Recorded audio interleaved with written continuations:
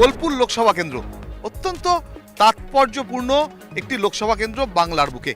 বাংলার বুকে বোলপুর মানেই সংস্কৃতির সমাহার, আর সেই সংস্কৃতির পীঠস্থান বোলপুরের আজ এখানকার মানুষদের জনের সঙ্গে কথা বলবো এবং তাদের কাছে যেমন তাদের আশা প্রত্যাশা দাবি সেসব শুনবো, একই সঙ্গে বোলপুর নিয়ে দুটো মজার তথ্যও দেব। এবার বোলপুর লোকসভা কেন্দ্রে ভোটার সংখ্যা প্রায় 15.5 লক্ষেরও বেশি।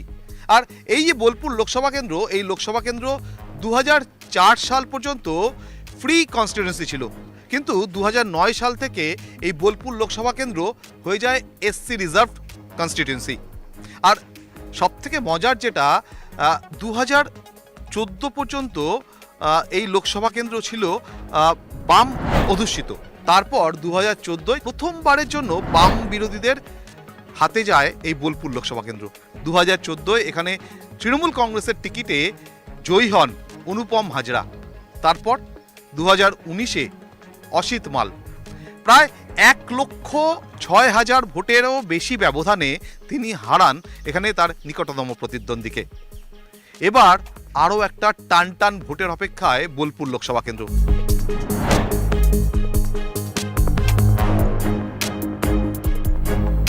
আর সেই বোলপুরেই আজ আমি নেতা নয় জনতার কথা শুনবো। কি করা হয়? কিছু করি না, এখন অবসর নিয়ে নিয়েছি, এখন ছেলের বউরা, আমি কিছু নাই। আমি এখন খাবো আর ঘুমাবো। খাবো না, কিন্তু এই জিনিসপত্রের যা দাম, খাওয়া ঘুম হচ্ছে রাত্রে?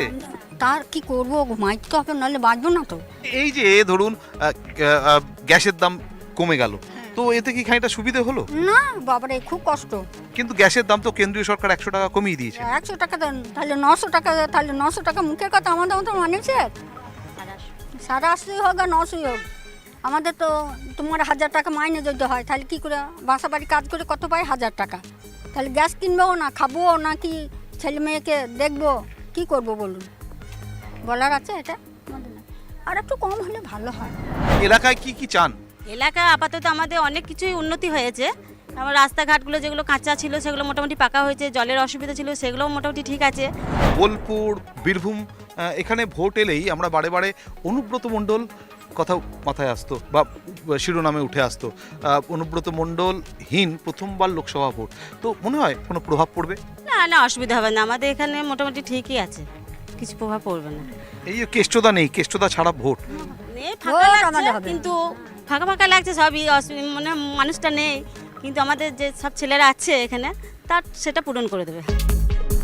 বোলপুর লোকসভা কেন্দ্রে যেমনটা বলছিলাম, 15.5 লক্ষেরও বেশি ভোটার এবার তাদের ভোটাধিকার প্রয়োগ করবেন এবং এখান থেকে তারা তাদের সাংসদ নির্বাচিত করবেন। এবং এই কেন্দ্রে মহিলা ভোটারের সংখ্যাও কিন্তু যথেষ্ট তাৎপর্যপূর্ণ, প্রায় 47% বেশি এখানে মহিলা ভোটার। মহিলাদের জন্য তো প্রচুর ভাতা চালু হয়েছে, কি কি পান? কন্যা লক্ষ্মী ভান্ডার পায়, বিধবা ভাতা টাকা পায়। সামনে তো লোকসভা ভোট, কি কি মাথায় রেখে ভোট দেবেন? ভোট যাকেই দিই না কেন, সে আমাদের পাশে থাকলেই হলো, আমরা যেমন পাশে থাকবো, জিতাবো তাকে, সে আমাদের যেন সব কিছুতেই করে, এটুকু। বোলপুরে ভোট বা বীরভূমে ভোট মানে বারে বারে অনুব্রত মণ্ডল তার কথা উঠে আসে, তার কোনো প্রভাব পড়বে? অনুব্রত মণ্ডল যে নেই এলাকায়, একটু তো হবেই, কেন সে যখন অত বছর ছিল আমাদের পাশে, একটু তো জায়গাটা ফাঁকা লাগবেই। গ্যাসের দাম তো কেন্দ্রীয় সরকার কিছুটা কমিয়ে দিয়েছে, তার ফলে কি কিছুটা রিলিফ পাচ্ছেন? খানিকটা অসুবিধা কমলো? মোটামুটি খানিক কমেছে, না কমা কিছু না, অনেকটাই কমেছে, আর একটু কমলে যাতে ভালো হয়। এই 100 দিনের কাজ, 100 দিনের কাজে করেন? কার্ড আছে, জব কার্ড? হ্যাঁ, আমাদের জব কার্ড আমাদের আছে, জব কার্ড আমরা কাজও করেছি। এখন পৌরসভা হয়েছে বলে এখন বন্ধ আছে, আমাদের কার্ড টার্ড সবই আছে। 100 দিনের কাজের টাকা পাওয়া যাচ্ছিল না, রাজ্য সরকার এখন 100 দিনের যে বকেয়া টাকা, সে টাকা মেটানোর একটা প্রকল্প চালু করেছে, সেই হিসেবে কি বলবেন তার পরিপ্রেক্ষিতে?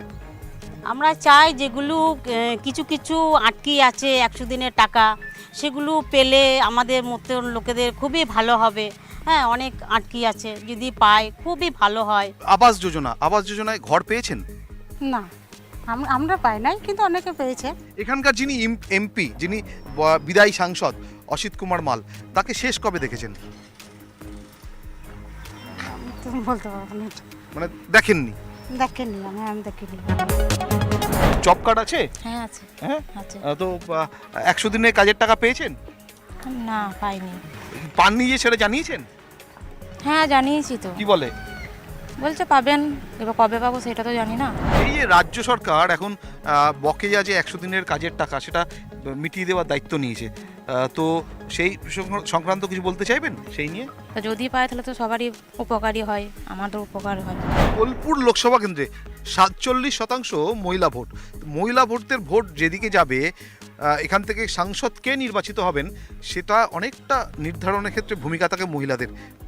তো সেক্ষেত্রে আপনারা কি কি প্রকল্প বা কি কি উপকারিতা পাচ্ছেন এখানে? আমরা তো এমনি উপকার অনেক কিছুই পাচ্ছি। এই যে আমাদের প্রতি মাসে 1000 টাকা করে পাচ্ছি, তারপরে কল পেয়েছি, তারপরে লাইট মানে রাস্তায় রাস্তায়।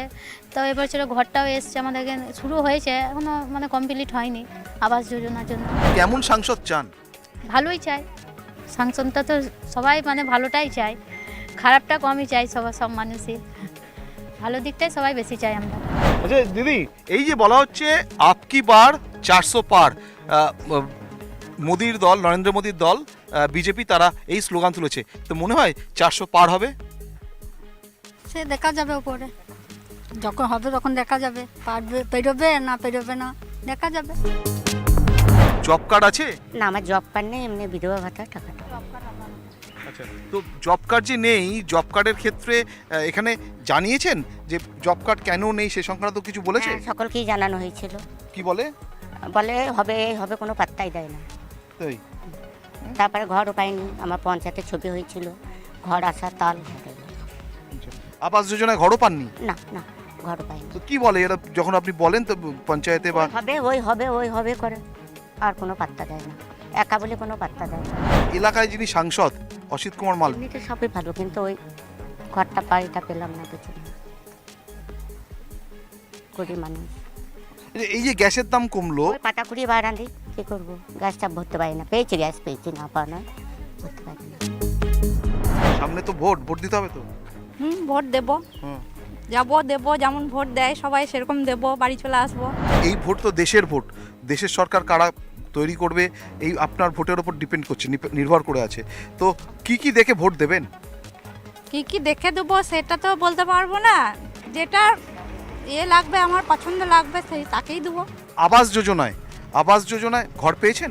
না, আমরা কোনোদিন কিছু পাই নাই। জানাননি সেটা? হ্যাঁ জানিয়েছি, এখন বাড়ি করে নিয়েছি, এখন আর পাবো না, পরে দেবে। এই অনুব্রত মণ্ডলের জেলায় প্রথমবার অনুব্রত মণ্ডলহীন ভোট হচ্ছে, তো এটা প্রভাব ফেলবে? দেখুন সেটা আমি তো বলতে পারবো না, কিন্তু অনুব্রত মণ্ডল নিজের কর্মোদ্দেশ্যে যেটা হয়, আমি যদি কোনো ভুল করি আমিও নিশ্চয়ই ভুগবো, সেরকম উনি যেমন ভুল করে যে ভুগছে সেটা নিয়ে আমরা কিছু বলতে পারবো না। এই যে আপনার এলাকায় যিনি সাংসদ, বিদায়ী সাংসদ অসিত কুমার মাল, তাকে শেষ কবে দেখেছেন? শেষ ক তারিখে দেখেছি সেটা বলতে পারবো না, তবে এমনি ধরুন মিটিংয়ে দেখেছি। না, এলাকায় আসে আপনাদের অভাব অভিযোগ শোনে? না, এখন আসেননি, সেটা বলবো না যে এসেছিল, এমনি একবার এসেছিলেন ওইদিকে মিছিলের সময় সেরকম। না, আপনাদের দাঁড়িয়েছে, নিশ্চয়ই এবার আসতে পারে, আসবে, অবশ্যই আসবে। বোলপুর লোকসভা কেন্দ্রে 2024-এ আরও একটা টানটান লড়াইয়ের অপেক্ষা। আমরা বোলপুর লোকসভা কেন্দ্রে এখানকার স্থানীয় মানুষজন, তাদের সঙ্গে কথা বলছিলাম। নেতাদের সঙ্গে নেতাদের ভাষণ, তর্জন, গর্জন সে তো হামেশাই শোনা যায়, তাদের যাতায়াত চলে, তাদের আনাগোনা চলে। ভোট উপলক্ষে তো সেই আনাগোনা অনেক সময় বেড়ে যায়, কিন্তু সেই নেতা যারা বেছে নেন, যে সাংসদ তাদের যারা নির্বাচিত করেন, সেই জনতা জনার্দন তাদের খবর কতজন রাখেন, কে রাখেন? তাই নিউজ 18 বাংলায় আমি পারাদীপ বেরিয়ে পড়েছি জনতার সাথে, জনতার পাশে থেকে তাদের মনের খবর পৌঁছে দেওয়ার জন্য, তুলে ধরার জন্য। নেতা নয়, জনতাই আসল।